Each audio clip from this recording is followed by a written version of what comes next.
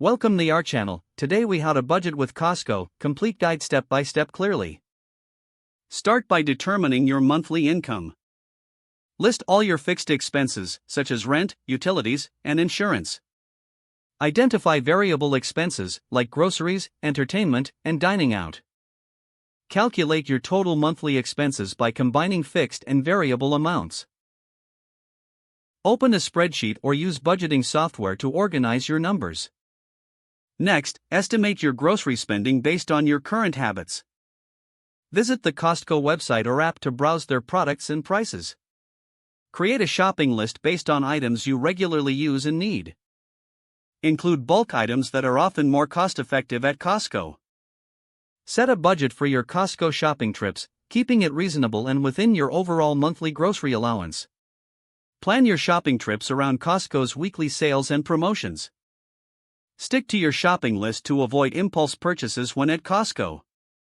Keep track of your savings from buying in bulk compared to regular grocery stores. Review your shopping trips at the end of each month to assess your spending. Adjust your budget as necessary, based on your actual spending and savings. Consider items that are best bought in bulk versus those you should purchase elsewhere. Utilize Costco's membership benefits, such as cashback offers or discounts.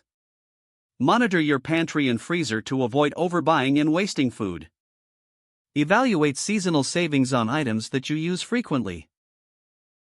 Establish a routine for when to shop at Costco to keep track of your budget effectively.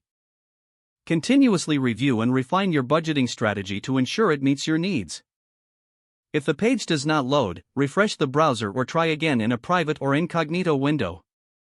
Make sure you are using the correct email address, then retype it carefully to avoid small typos.